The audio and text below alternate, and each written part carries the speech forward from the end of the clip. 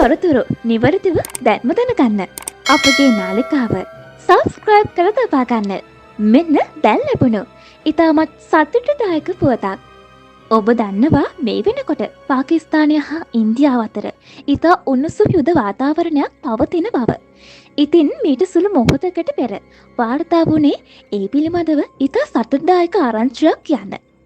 ඒ තමයි ආසියාවේ න්‍යෂ්ටික බලවතුන් වන ඉන්දියාව හා පාකිස්තානය අතර පවතින යුද තත්ත්වය වහාම ක්‍රියාත්මක වන පරිදි සටන් විරාමයකට එකඟ වී තියෙනවා.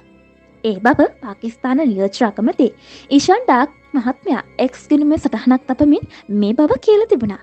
ඒ විතරක් නෙවෙයි ඉන්දියාව හා පාකිස්තානය කඩිනම් සටන් විරාමයකට එකඟ වුණා කියලා ඇමරිකානු ජනාධිපති ඩොනල්ඩ් ට්‍රම්ප් මහත්මයා විසින්ද ඔහුගේ සමාජ මාධ්‍ය සටහනක් තබමින් සඳහන් කළත් තිබුණා. යුදගිනි නිවේවා ලොවට සෞභය උදා වේවා ලාංකීය අපකාගෙත් සිත්වල මෙම පුවත සතුටු සිනා නැගින පුවතක් බව අපගේ හැඟීමයි. ඉතින් ඔබගේ අදහස අපට කමෙන්ට් කරන්න.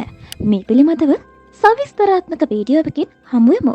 එනිසා දැන්ම අපගේ නාලිකාව සූගත නිවුස් නාලිකාව සබස්ක්‍රයිබ් කරලා තියාගන්න කියලා ඔබට ආදරෙන් මතක් කරනවා.